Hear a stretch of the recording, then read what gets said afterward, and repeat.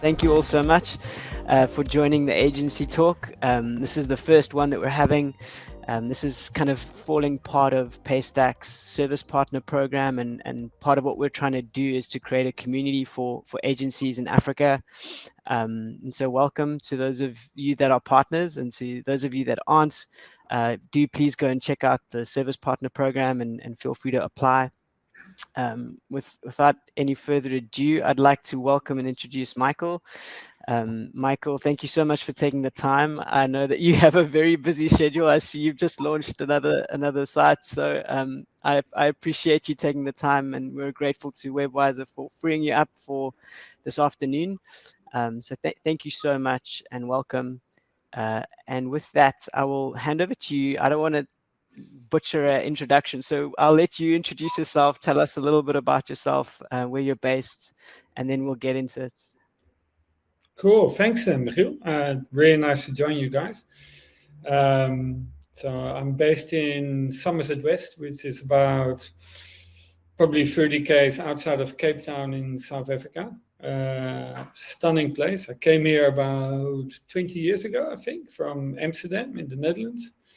And we had to start working again here. So we started an agency and that grew in the last couple of years quite big. So yeah, we're happy to be with you guys. Amazing. Thank you, Michael. Could you share, like, I mean, without detouring too much, how did you end up in Cape Town, South Africa? Like, I'm sure there's a longer backstory, but if there's a condensed version, could you share a little bit about how you ended up here? Yeah, sure. So I always said to myself, like, before you're 30, you have to do a little trip around the world. You have to take a little bit of a sabbatical. I won't say when, but it was a long time ago. I went on a 1 year sabbatical, which became 2 years. I really enjoyed it. And somewhere on the tiniest island in Thailand called Koh Tao, I bumped into this beautiful South African lady, and here we are. Suddenly, there you go. Well, the idea was actually to go to Amsterdam back after we finished our sabbatical. She was also doing her sabbatical. I was doing a sabbatical. We're all doing a sabbatical. So she was actually going to introduce me to her parents. We came here in South Africa for just a holiday, and I said to her quite quickly, I said, I don't know where you're going, but I'm staying right here. It's just beautiful. Lovely, amazing. Thank you. That's a great story. I love it. And tell us a little bit about Webwiser. Like, how far back, how long ago was it when you started? And maybe tell us a little bit about just like the main services that you offer, the size of your team, some of the clients that you're servicing. Yeah. So Webwiser was actually founded in 2014, but the history goes back a little bit longer than that, actually. In 2010, I was director at the Jupiter Drawing Room in South Africa.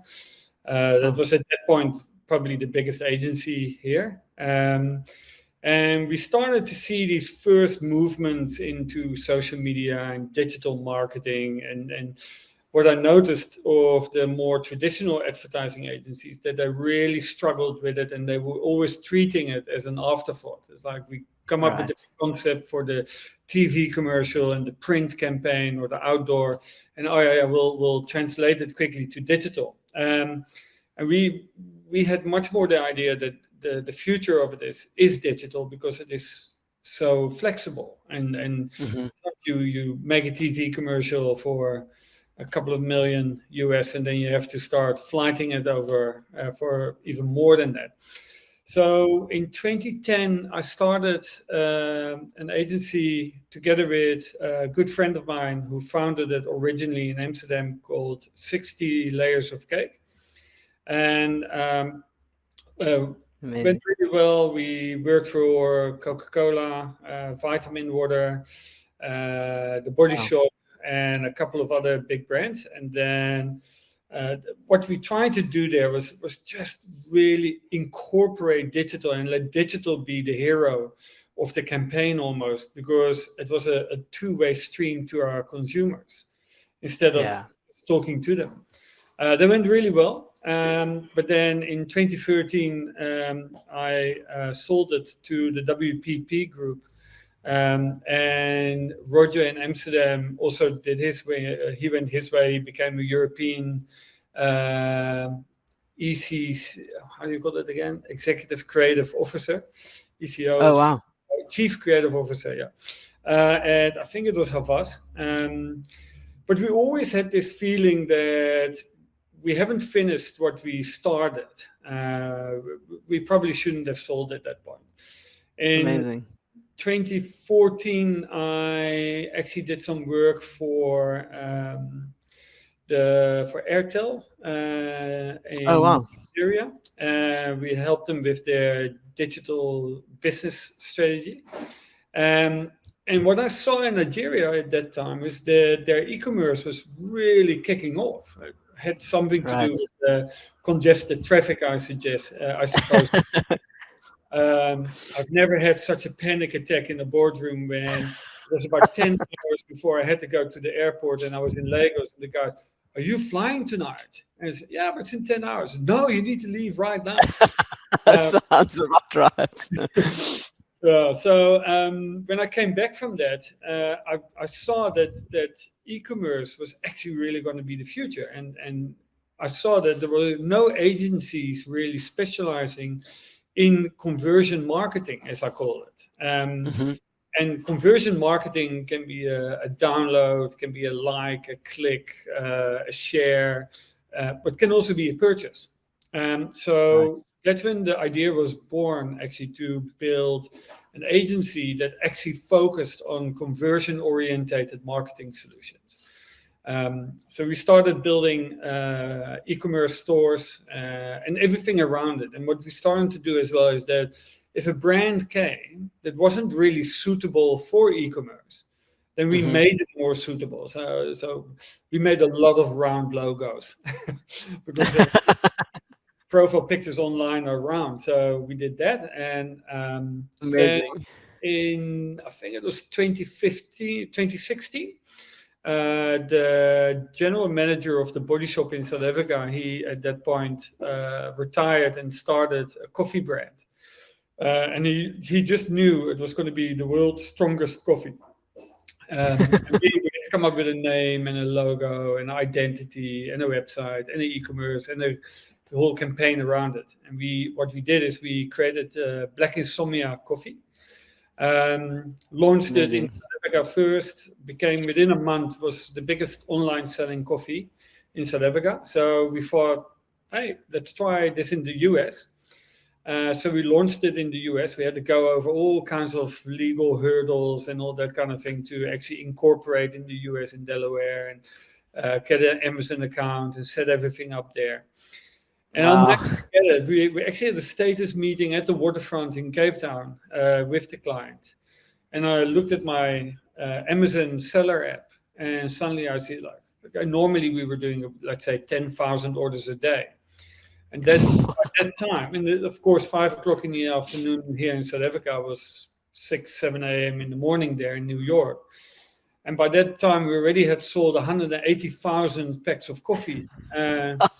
Which ended up that same night that we actually did an order every 2 seconds. And then from there on, it just went crazy. We repeated that success for a chocolate, an African chocolate in 2019 as well. We made them within 3 months the biggest selling chocolate on Amazon in 2019. And then, from there on, we started to get nicer and bigger brands actually really getting interested in us. And here we are. Now we've got about 40 people. We've got 2 offices. And we have one in Amsterdam and one here near Cape Town. And we have amazing big clients. We're very selective in our clients. We work for Under Armour, Crocs, Birkenstock, 2XU, a very niche sport brand, Dermalogica, Giant Bicycles. We still have a few coffee brands that we play with. We did this amazing coffee brand for the government in Rwanda as well, which was really amazing.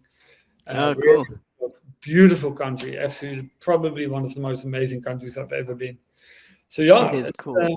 it's been a journey, but yeah, it's really cool. Very cool. Thank you.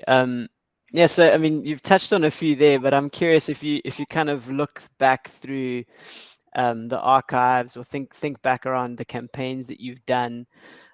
What is some of them that stand out as like a favorite that you've done? Can you tell us maybe about that campaign and why it stands out for you?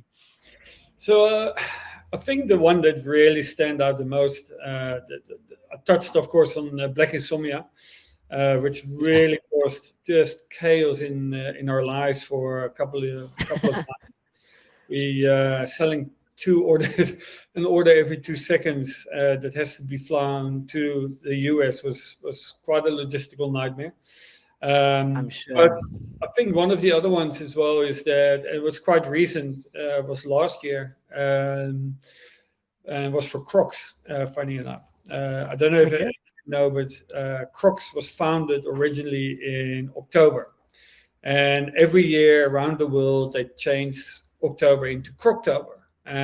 Ah, The client here in South Africa, Crocs South Africa, they said like from okay, this year 20 years, we want to do something really special. So we came up with the idea that for a weekend in October, we're taking the prices back to 2002. So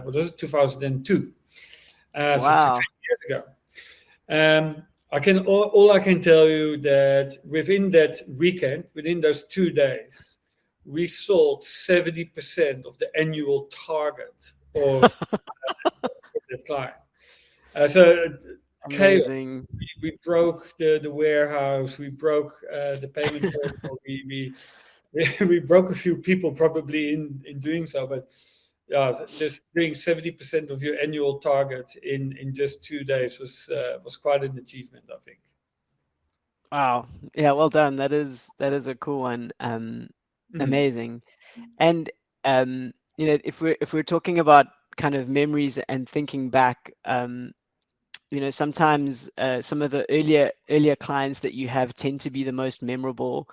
Um, and I'm curious, like I think I don't know, maybe you've covered this already with the coffee brand, but is there any kind of early customers that stand out that you got started with and that you're still working with today, and maybe how that has evolved over time? Yeah, so I think Black Insomnia I will never forget. We've given it a really nice award that we got for it. We hanged it up here in the office. I love it. I think we're still very grateful and for that. And I think the most important thing that we've learned from that, it's the client, is the guy that started it was Sean Christopher.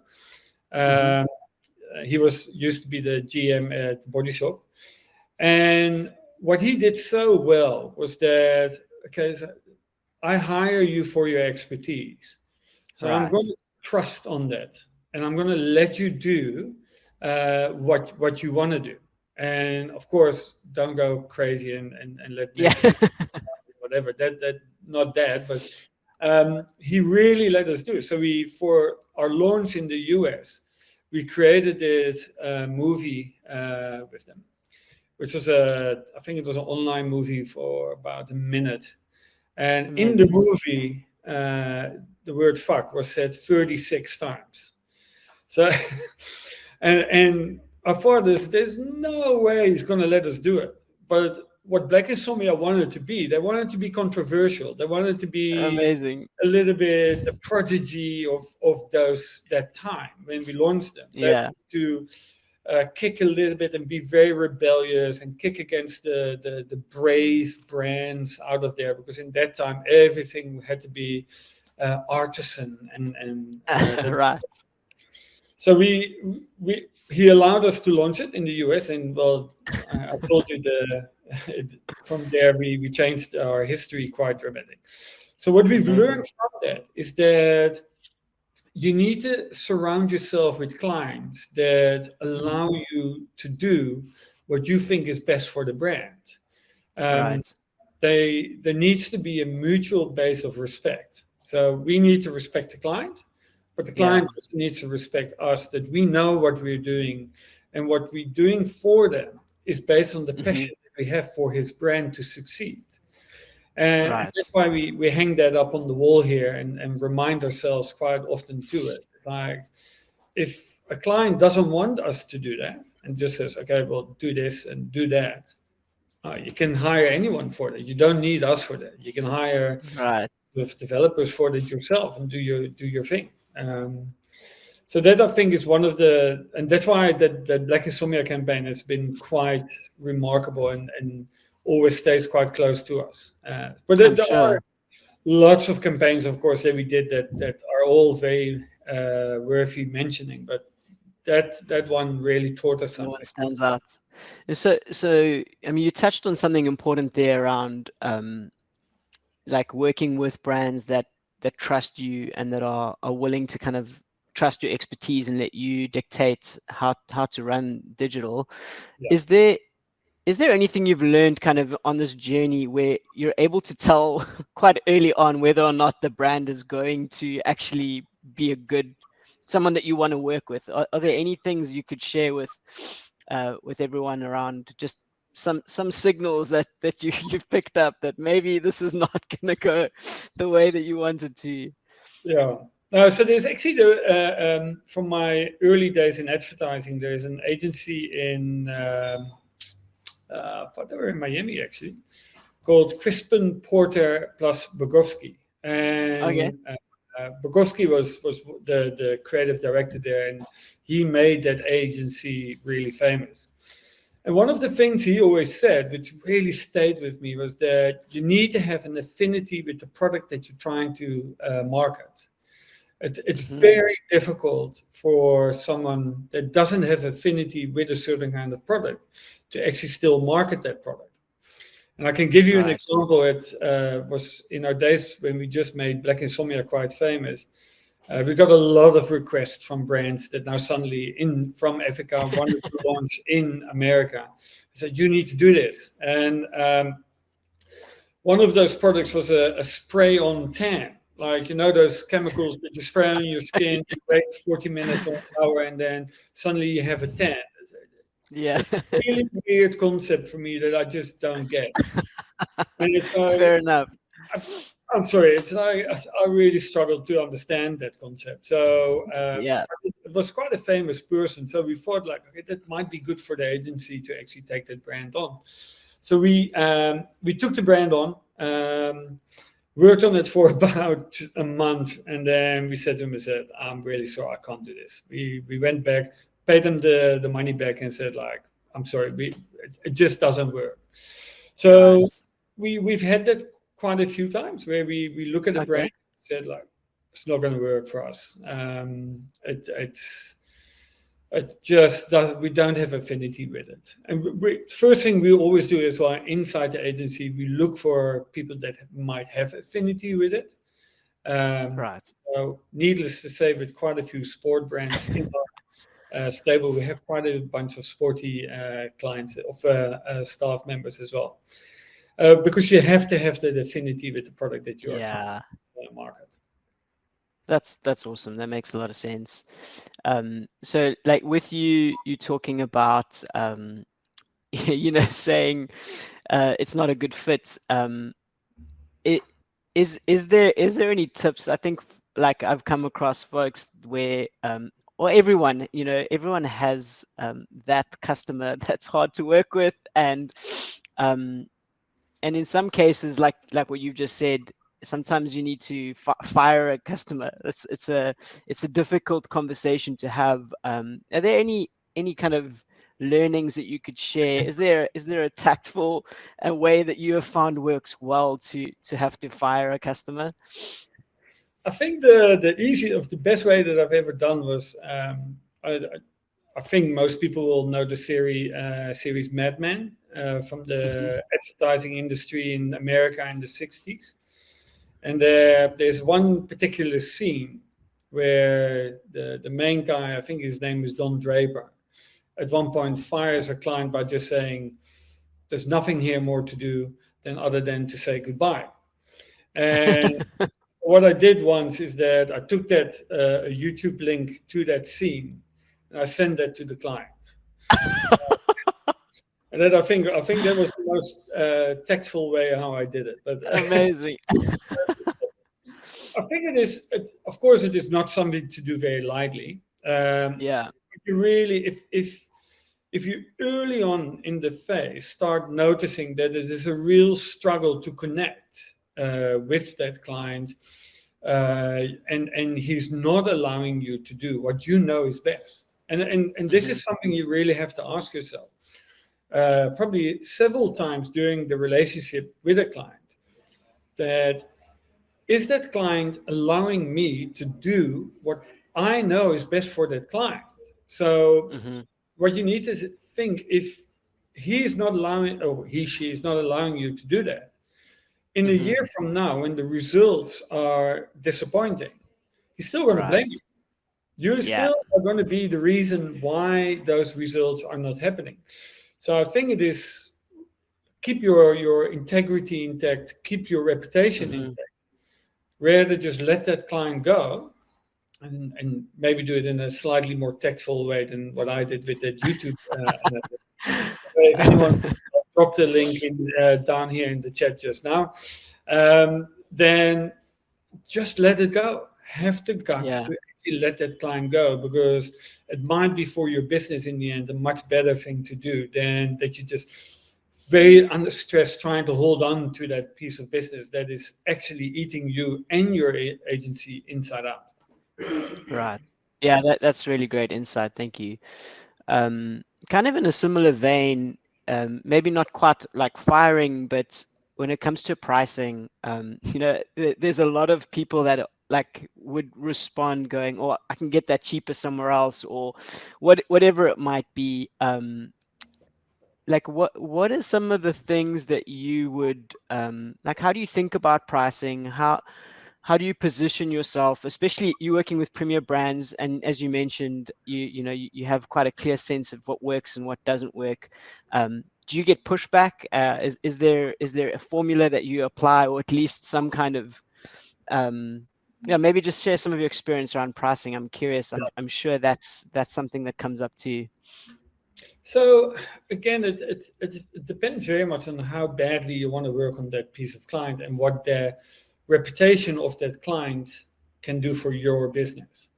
So when we first took on Under Armour here in South Africa, we did it for way too little. But we knew that, and also, by the way, Black Insomnia, that we should have charged 10, 20 times what we charged them. But we knew that if we can do amazing work on that client, and again, remember, this is also then that client allowing you to do what you know would be best for that client. Yeah.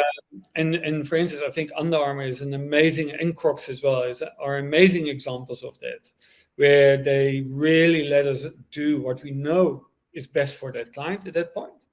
And if you look at their growth, it has been triple digits for the last 3 years. Amazing.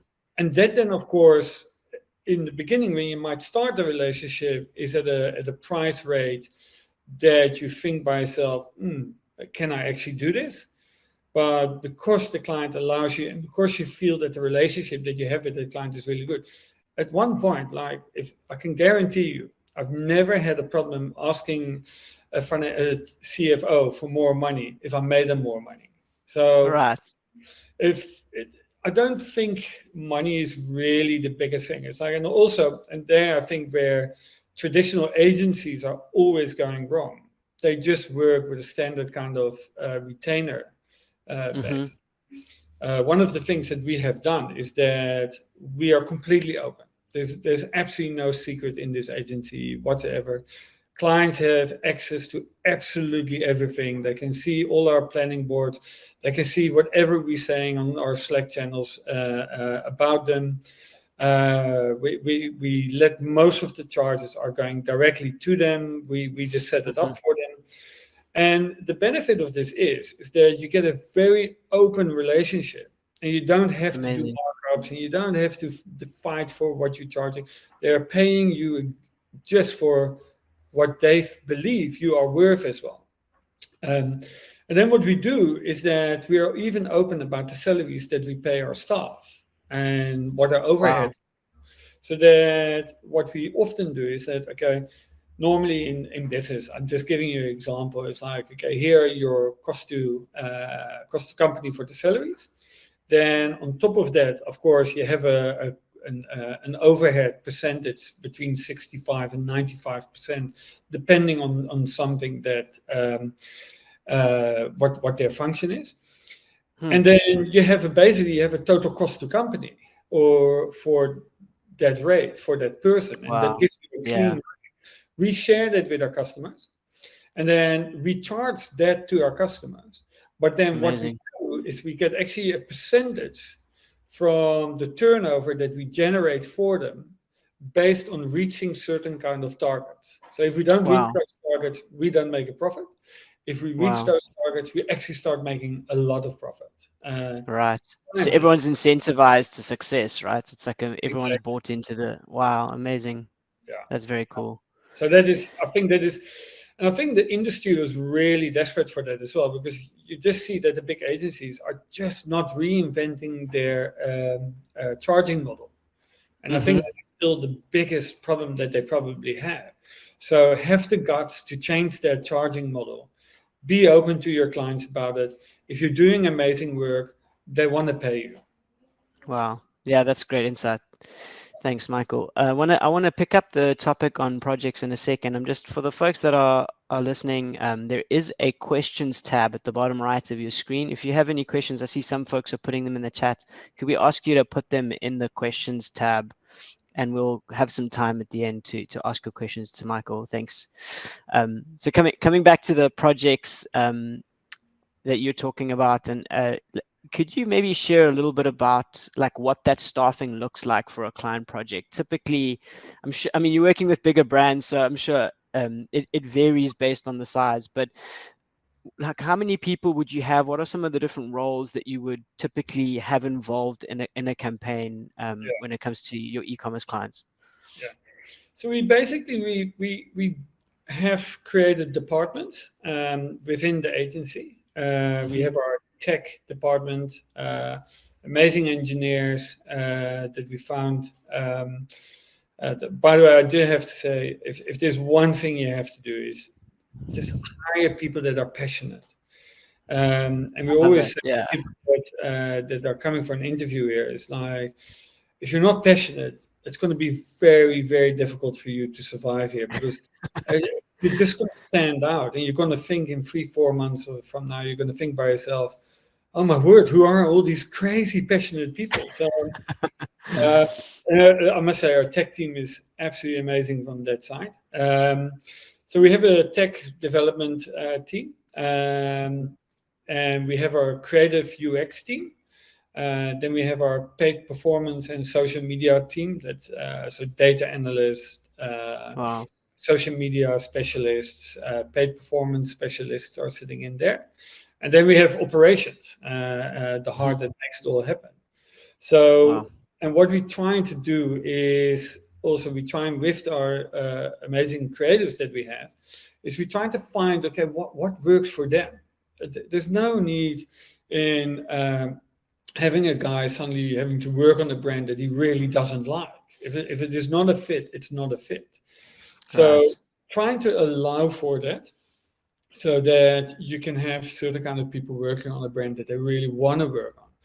It is good that there is a bit of difference in it. So you can't just have the same client, the same thing all over and over and over again. It becomes very boring, noticed. So typically with a project, let's say a website build for a new client, we very much start with research and analytics first.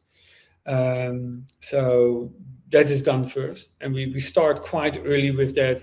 Normally we start with that during the pitching phase already as well, because we Wow. believe that everything should be driven around human insights. If we look at our agency, we have three key words that is basically create, Hmm. innovate, and convert. That are the three things that I like everything that. goes around. So you create something, but the world doesn't stop right there. The world is Yeah. evolving every single day. So you continuously have to be able to innovate it. And while you create something, you should think that you need to allow it to be able to innovate as well. If you create something that's Hmm. extremely rigid, you can't innovate probably on it. So Wow. create, innovate, and then basically convert. And that's basically how we work with our strat. Then it goes to UX. We always work on the key pages first. We always ask our client as well as live, don't give us too much limitation straight away from the beginning. Rather Yeah. just give me your corporate identity manual, nothing else.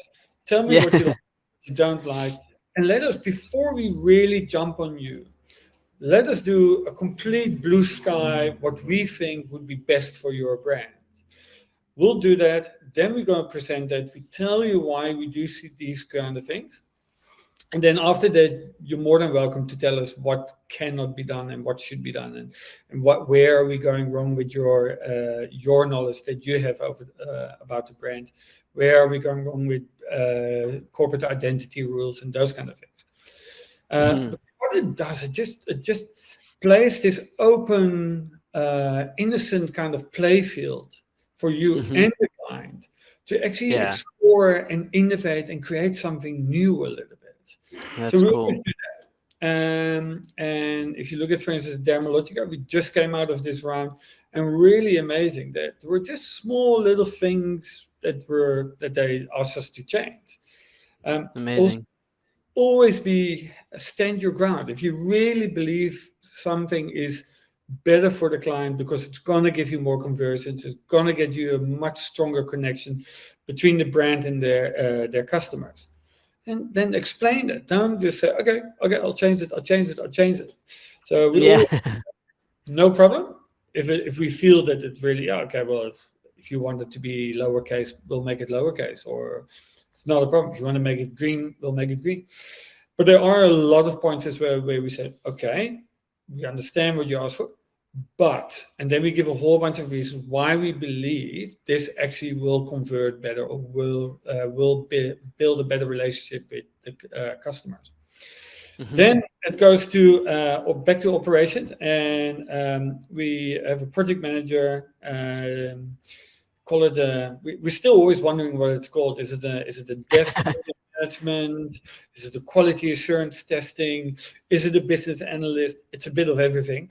Where they translate everything into tickets from the prototypes that client has seen and Wow. approved, and then goes into dev. And normally about a month later, there it is. We have a build. Amazing. Wow, that's great. Thank you. Those are good insights. So you mentioned you have two offices. I'm curious, like with that staff contingents, are some of are people from different offices collaborating on the same like projects? And if so, do you have any tips around different time zones, or just I guess any asynchronous or cross collaboration Yeah. yeah So optimizations that you've learned? So one of the things I've learned, and was actually a journalist from a local South African marketing platform. He once told me, because when we had 60 layers of cake in the past, it was very, very European centric. Hmm. And, and I felt at one point we might be missing a link with South Africa in there. And he just always told me, he said, first of all, there is no such thing anymore as real locals. With all the data, with the internet, with satellite TV, with streaming TV, everything has so changed Yeah. that it is so instant that actually everybody is a global citizen by now, if connected on the internet. Um, Yeah, interesting. if you have global citizens everywhere, you should also have global input into what you do and global insights into what you do. And what this journalist once told me, he says, it only takes one local to make something local. So you can grab Interesting. uh, Yeah. an idea that is being created from multi continents, and then actually just have one local say, well, you know what, we shouldn't say it like that because that might be wrongly interpreted here in this country. But if you say it like this, it will be fine still. Yeah. So that's what we mean with that. Um, that's the one thing. The other thing is, I think it's really important that you focus on what is happening in the world and not just what is happening in Lagos or in Cape Town or in Johannesburg or in Rwanda, Kigali. You have to look beyond that, Hmm. because that makes the world so interesting. It Yeah. makes it interesting to see what people in Thailand are doing. It makes it interesting what Japanese people are doing. I loved, for instance, going to Lagos because there's a very different kind of vibe there as well. Absolutely love Kigali because it is just, of all the capitals in Africa, there's such a different kind of vibe there as well. So it's so amazing to actually draw all that energy of all these different kind of places and Hmm. make something interesting for Yeah. people, for your customers that you are need to work with. So that's why we find it very important. The other thing, of course, as well, and this goes a little bit to the previous point that you brought up. Hmm. We are in Africa. We are in exactly the same time zone as Europe. So why Right. is Europe going with about 40% of their development towards India? I don't get it. I really don't get it. If you look Yeah. at the amazing bright people that we have in Africa, there's like Yeah. excellent centers of excellence all over Africa. I think True. there's a much stronger drive in Africa to succeed. And we in Hmm. that same time zone. We understand we're all watching and streaming TV and watching movies and on the internet. So we're seeing if Kenya in New York does something, we know it 5 minutes later as well. So we can work on the global center, and that's also why Yeah. when we started in the beginning, we were really attracted to these big jobs of African brands that wanted to launch in the US and in Europe because it is just so cool to do that for them. Yeah. So if you do that, we can, of course, here's a business point to it as well. It's like the labor here is a lot cheaper. The cost of living here is a lot cheaper than it is in Europe. So we can compete very well in the European and the American market. And Hmm. we're much closer to them, I feel, than that India was. So that's why we've always had a bit of a connection with the European market. And that's also Right. one of the reasons why we opened up our office in Amsterdam, so that we can explore those opportunities, of course, better as well. Yeah. Very cool. Yeah, that's super interesting. You touched on like Africa there and the kind of globalization of Africa in some ways. I'm curious, you've been doing this for a while. If you think back, like what are some of the changes, the key changes that's happened in digital and in commerce and in the world that we operate in? So, if you think back and you think forward, um, what key changes have happened and what opportunities are you most excited about in that space? So, in a way, if we look at where e-commerce at the moment is, and I don't necessarily see that much difference between the e-commerce in America, e-commerce in Europe, and e-commerce in Africa. We all want to have the delivery as soon as possible. We Yeah. all want to have the integration of the most easiest payment methods. Every client in the world is talking about omni-channel. It is all more or less the same. Yeah, I see Hmm. some kind of things are different because they expect it in a different kind of way. But Hmm. if I look here, we have enough brands in Africa that already have virtual fitting or augmented reality to try and fit clothes on. If you want to measure your size for your footwear, you just take a picture of your foot and then bump there. You should, in this shoe, you should have that size. That's the same here in Wow. Africa as it is in the US, as it is in Europe, as it is in Japan. So one of the things, and I think it's the biggest challenge that we in Africa have, is of course as well, we need to keep up with it. Because the problem Yeah. is the customer that is shopping online here and gets an experience from, let's say, a really mega brand like Apple, that amazing UX experience that he gets from them, he will demand that exactly same completely experience from a local Hmm. coffee shop around the corner from him if they Yeah. have. They want that same experience, that same quality, the same smoothness and everything. Hmm. So in a way, it is very difficult to enter the market as a startup, and you see a lot of startups when they're not giving it the dedication that e-commerce should have. You Hmm. often see it going wrong. But if they are committed to it and they understand the fact that, like, if you do it, you have to do it right, and if you do it right, you have a really massive opportunity. Like one of our clients, for instance, their plan was when they took them on in about 3 years ago, they wanted to have e-commerce needed to be 2% of their total turnover. In 1 year, we Wow. made 15%.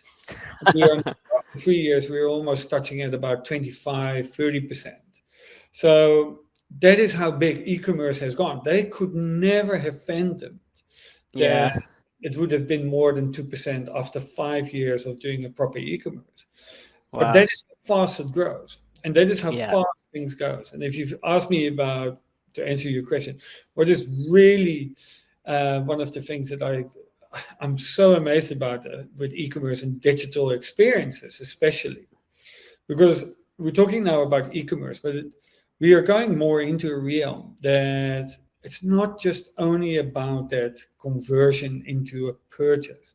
It is Hmm. about actually what experience do I get from this brand online.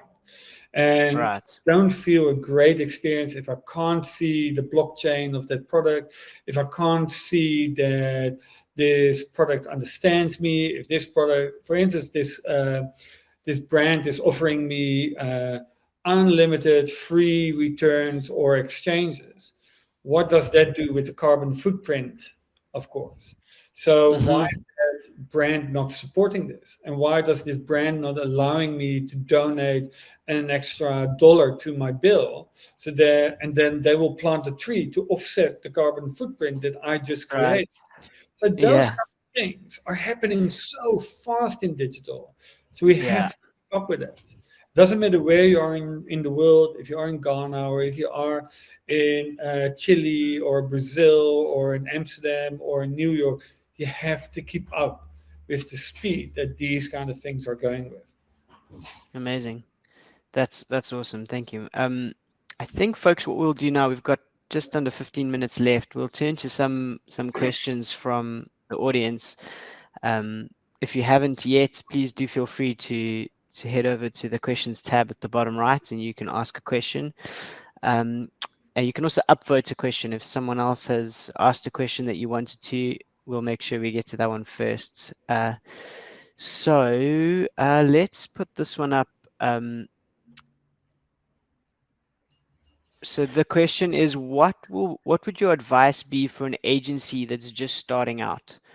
Yeah. Um, if in some ways, if you could do it all over again, if you were starting out now, what are some of the things that you would prioritize? I Yeah. think the one thing, and we touched on it a few times, I think, during the chat, is that Hmm.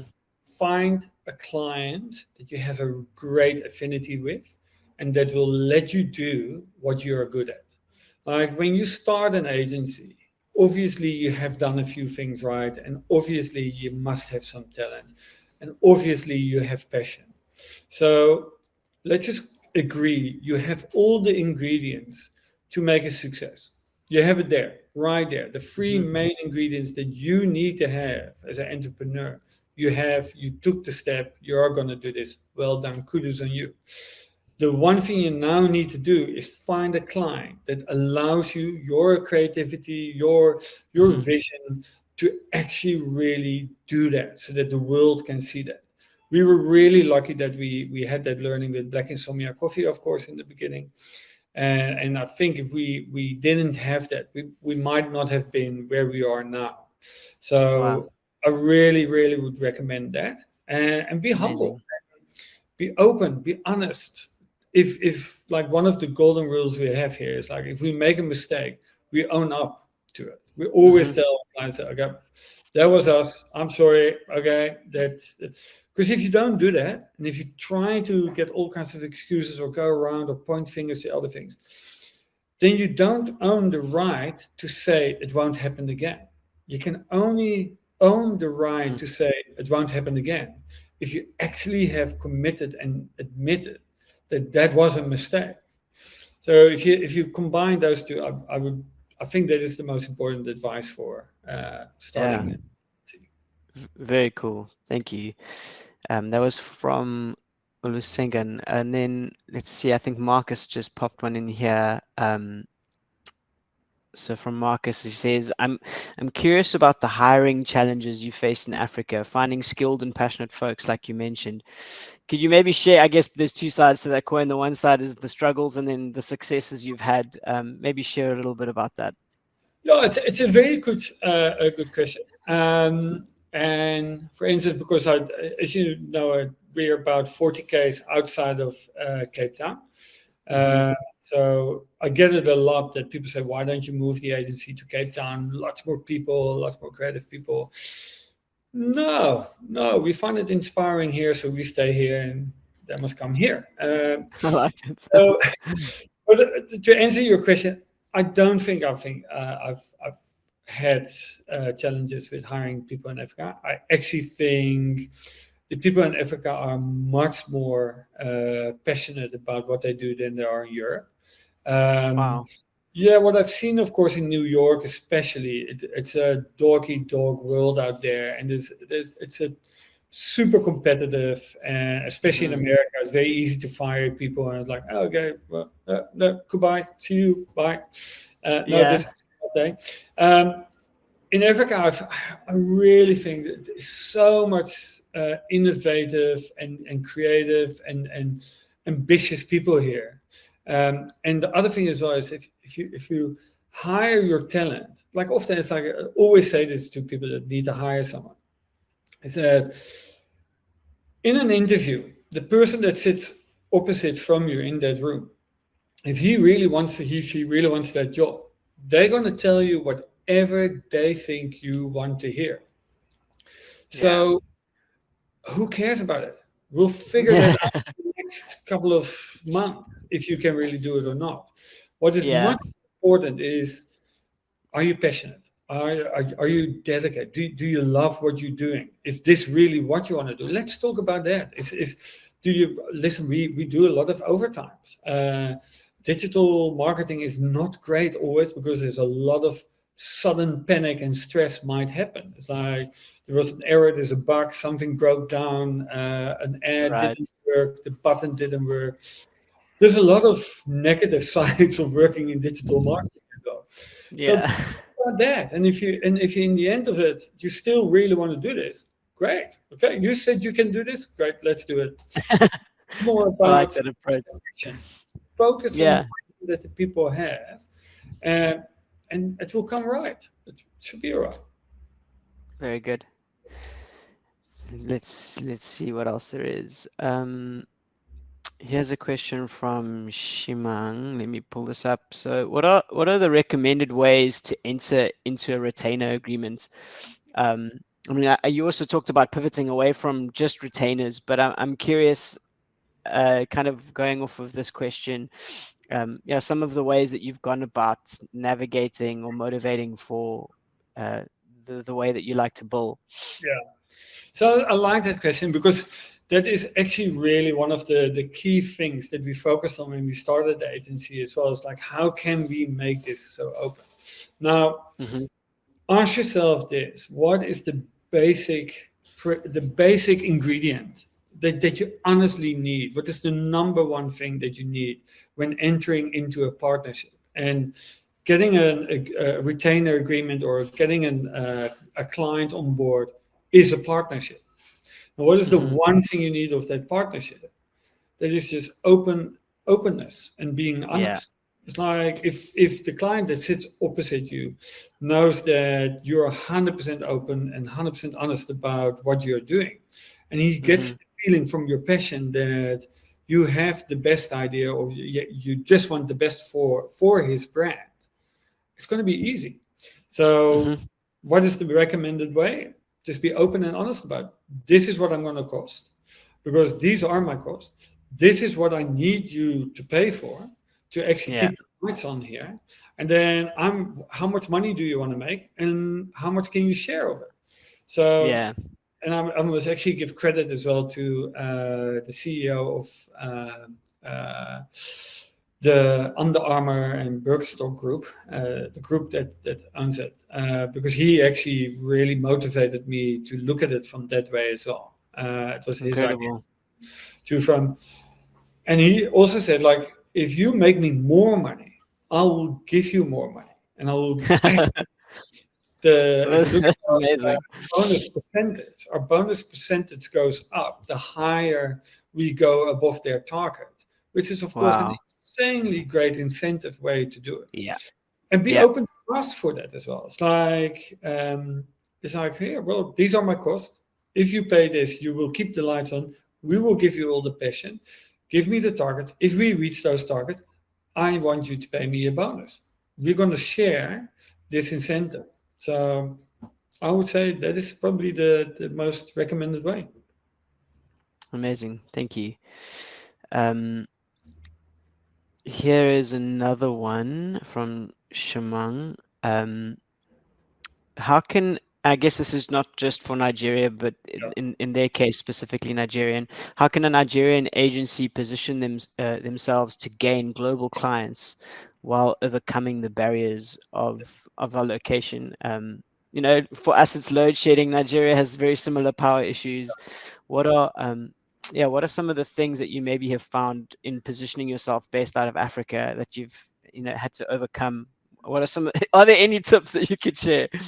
Yes, there's at one point we had an American client, and we gave them a costing, and they phoned me up and said, completely surprised. They said, "But hang on, Michael, this is more or less exactly the same what I pay my local agency here in the US. So why would I go with you guys? If I can, for that money, I can hire an agency in the US." I said, "Okay, well, we know what the staff costing of that agency will be. So for this amount of money, they might give you 10 hours a week. We are going to give you 120 hours a week for that same amount of money. Wow.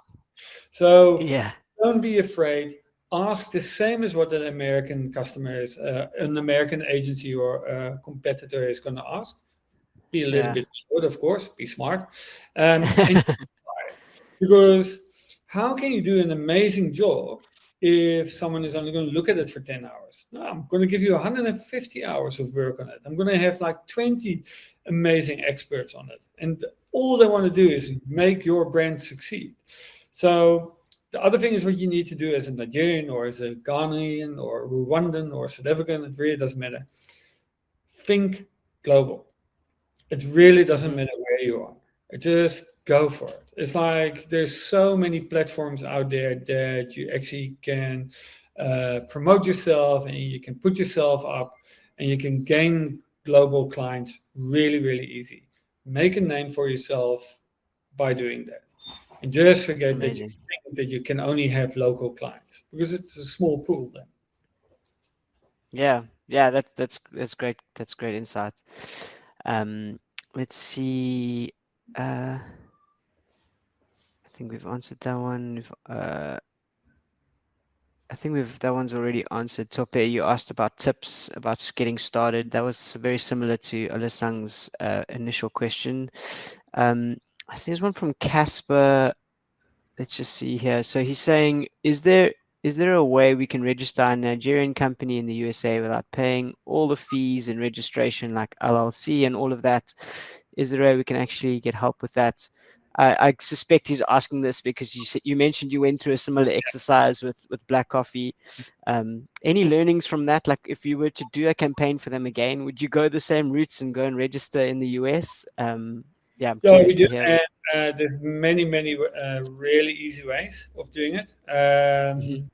There's an amazing company in the US called Stripe, and they you might know it, Michiel. Yeah. They have a platform called Stripe Atlas, and I've always used that. I've Amazing. used another platform once. I'll never do it again. I'm not going to tell you which platform. I will just use Stripe Atlas. They organize everything. It is super easy. It tells you upfront what papers do you need to have. Doesn't matter where you are. You can all start.